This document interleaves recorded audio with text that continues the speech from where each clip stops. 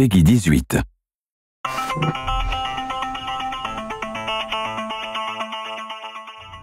Welcome to the UAC.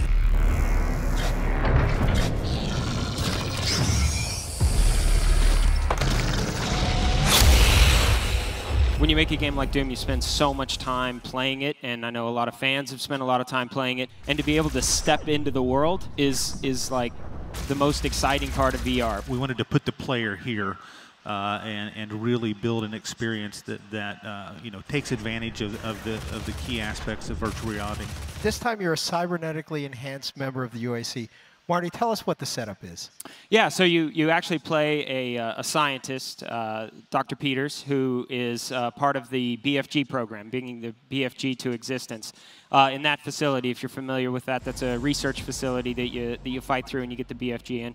So the game starts there, and you're being killed as Dr. Peters, and have your consciousness transferred to kind of their backup computer system, and through the course of the game you get to transfer that consciousness to different kind of computer systems and technical vehicles. Most of the game is still about combat. We love combat. That's what Doom's all about. So you get to inhabit kind of this badass security robot that has all the guns and all the kind of killing power that you would hope a Doom game lets you wield.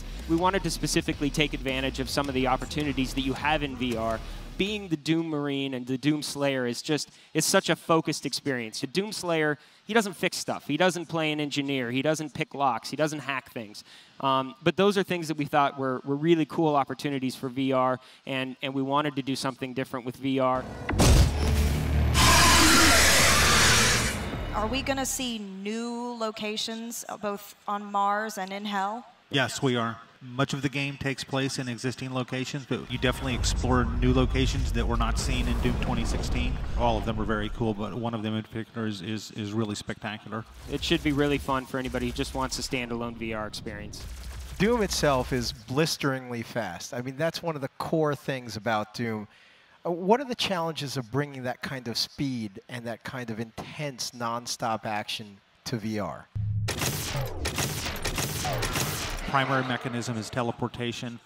We also have what we're calling a dash, which is basically cardinal movement on the pad.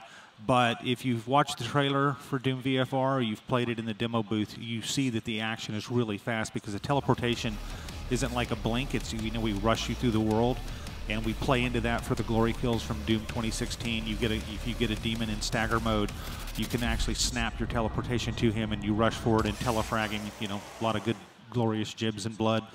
So it's every bit as fast. It's just different types of movement, but we're really architecting the gameplay to take advantage of that. Yeah, anybody who's played Doom knows that you got to get behind a Pinky and shoot him in the butt to kill him. And doing that in VR is great because you can actually teleport right behind him or dash around the back of him and shoot him, same with the shield guys that hold up the shield. So you just get a different tactic, but it's still just as fast-paced. What are some of the challenges that you're now facing in bringing games in general to VR? The number one problem I think people face is frame rate, because you need 90 hertz to really make a smooth experience. You know, luckily for us, IdTech is really well suited for that. It's frame rate.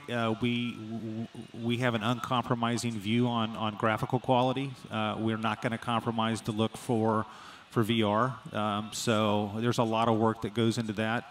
A lot of R&D into, again, movement and just general gameplay type things, and how technology kind of touches the whole experience. It's really fast-paced. I really encourage anybody, you know, who wants a fast-paced combat experience. They really need to look at Doom. It's going to be different than a lot of the stuff they play in VR. Everybody at it is just thrilled to be bringing Doom to VR.